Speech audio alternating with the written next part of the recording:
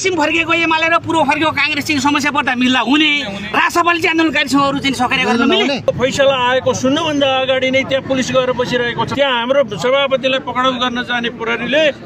यो तपाईको के छ अन्तिम इच्छा के छ भनेर सोधेको छ के भनेको त्यो अन्तिम इच्छा के हो भन्ने हो अन्तिम इच्छा के छ भनेर सोधेको छ तपाईले त्यो प्रश्न आफ्नो मनले सोध्नु भयो कि तपाईलाई माथिका मठाधीशहरूले तपाईलाई त्यो प्रश्न सोध्न बाध्य बनाएर पठाएको यसको जवाफ दिनुपर्छ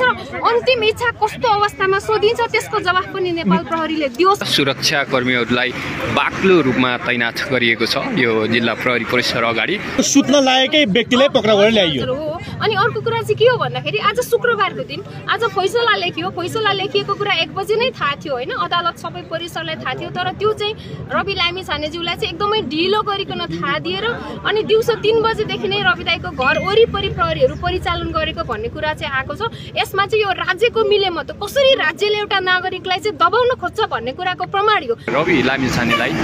यहाँ भित्र राखिएको छ र भोलि बिहान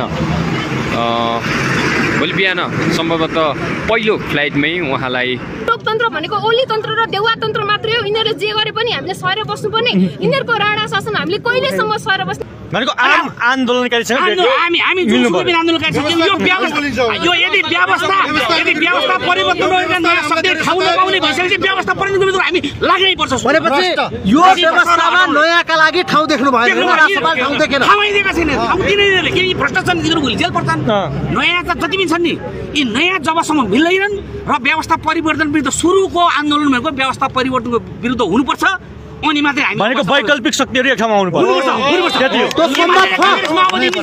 राजसभाले चाहिँ अहिले आन्दोलनकारीले किन सहकार्य नगरे के भन्नुहुन्छ दाइ यता तपाईहरुको पनि धारणा लिऊ अलि अगाडि भइदिनुस् यो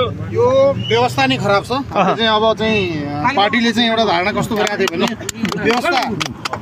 व्यवस्था सही छ व्यवस्थामा टेकेर जानुपर्छ भन्ने धारणा आजसम्मको थियो तर पार्टीले यो व्यवस्थालाई नै धार बनाएर धेरै पटक हाम्रो पार्टी सभापतिमाथि प्रहार गरिरहेछ यो प्रहार गर्ने कार्यक्रम चलि नै रहन्छ यो व्यवस्थामा रह्यौं भने हामी त्यो भएर अब चाहिँ हामी व्यवस्थाको विरुद्ध बोल्नुपर्छ एकजुट भएर भनेको अब तपाईहरु अवस्था सँगसँगै व्यवस्था पनि फेर्ने जस्तो कि हामीले ठ्याक्कै देखिरहेका छौं तपाईको जनयात्रा छ भोलि चितवनमा त्यो खालको सभा पनि राख्नु भएको छ र आज ठिक त्यो जनयात्राको सभाको पूर्व सन्ध्यामा मध्यरातमा पक्राउ पर्नु भएको छ यसलाई चाहिँ कसरी लिनु भएको छ अब हामीले भन्ने कुरा के हो भने हामी अघिदेखि यहाँ साथीहरूले भनिराख्नु भएको छ गणतन्त्रको नाममा यो गणतन्त्रको नाममा चाहिँ के छ भने अधिनायकवाद लादिरहेछ यिनीहरूले यहाँ सम्पूर्ण रूपमा षड्यन्त्र गरेर हाम्रो सभापतिमाथि र विशेष गरी भोलिको कार्यक्रम छ नि भोलिको कार्यक्रमलाई प्रभावित पार्ने गरी आज नै यिनीहरूले यो फैसला गराएका छन् र